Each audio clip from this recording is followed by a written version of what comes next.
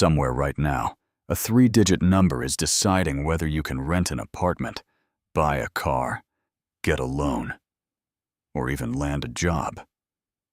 You didn't vote for it. You didn't sign up for it. It just exists, and it has enormous power over your life. That number is your credit score.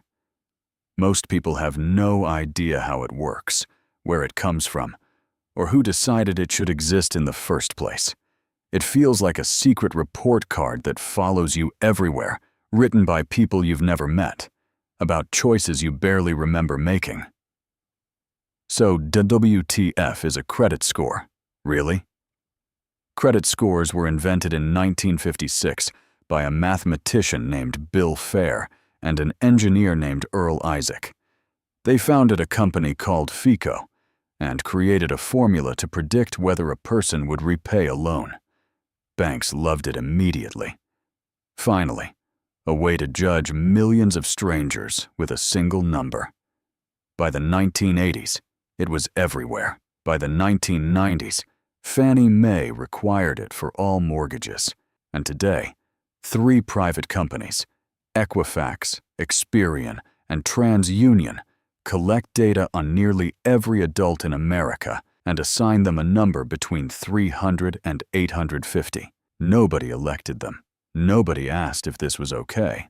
So what actually goes into your score? 35% is payment history. Do you pay your bills on time? 30% is credit utilization. How much of your available credit are you using? 15% is the length of your credit history. 10% is new credit applications. 10% is the types of credit you have. Here's the trap. To build a good credit score, you need to use credit. But to use credit, you need to already have credit. And to get credit for the first time, you need a credit history, which you don't have. It's a circular system that punishes you for never having played the game before. A bad credit score doesn't just mean you can't get a loan. Landlords check it before renting to you. Insurance companies use it to set your premiums. Some employers check it before hiring. In some states, utility companies check it before turning on your electricity. One number, and it touches almost every corner of your life. And here's what makes it truly unfair. A higher credit score means you pay less interest on loans. A lower score means you pay more.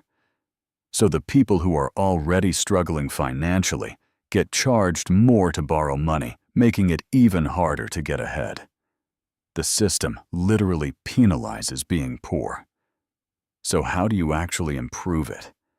First, pay every bill on time, every single month, without exception. Even one missed payment can drop your score by 100 points and stay on your record for 7 years. Set up automatic payments. Treat payment history like the most important financial habit you have, because it is. Second, keep your credit utilization below 30%. If your credit card limit is $1,000, never carry more than $300 in balance. Third, don't close old credit cards, even if you don't use them. A longer credit history helps your score.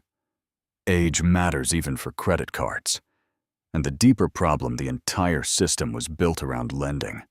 It rewards you for borrowing and penalizes you for living within your means.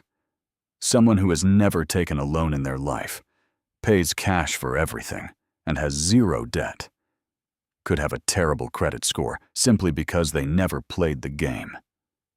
So, TF is a credit score? It's a number invented by 2 guys in the 1950s, maintained by 3 private companies, that judges your entire financial character based on how well you play a borrowing game you never agreed to enter. Learn the rules, use them, but never forget the game was designed by the house, and the house always wins. Like and subscribe, it won't affect your score.